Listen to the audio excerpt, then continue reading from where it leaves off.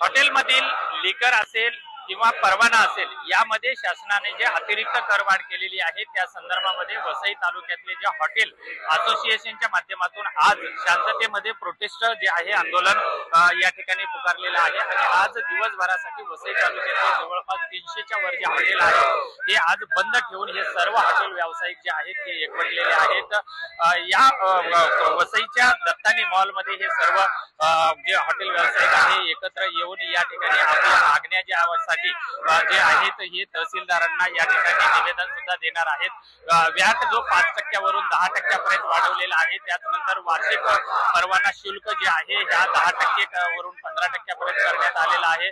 त्यानंतर उत्पादन शुल्क जे आहे 7% वाढ करण्यात आलेला आहे। एक्साइज ड्युट्या ज्या आहेत त्या सर्व शासनाकडून जे टॅक्सेस वाढवलेले आहेत हे सगळे बंद करावे, कमी करावेत आणि हॉटेल व्यावसायिकाची जी इंडस्ट्री आहे हिला सुद्धा इंडस्ट्रीचा दर्जा देण्यात यावा आणि ज्या तिसऱ्या क्रमांकाची जी राज्यातली इंडस्ट्री आहे याकडे शासनाने तातडीने लक्ष द्यावं या मागण्यासह हे हॉटेल व्यावसायिक आता आपलं आंदोलन करत आहेत। त्यामुळे आता शासन याकडे कसं लक्ष देतं हे पाहणं तेवढंच महत्त्वाचं आहे।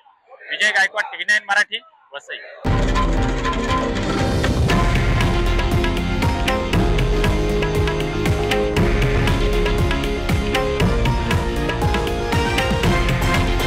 हे आहे देशातील नंबर 1 न्यूज नेटवर्क आणि आपण पाहत आहात TV9 मराठी, एकमेव।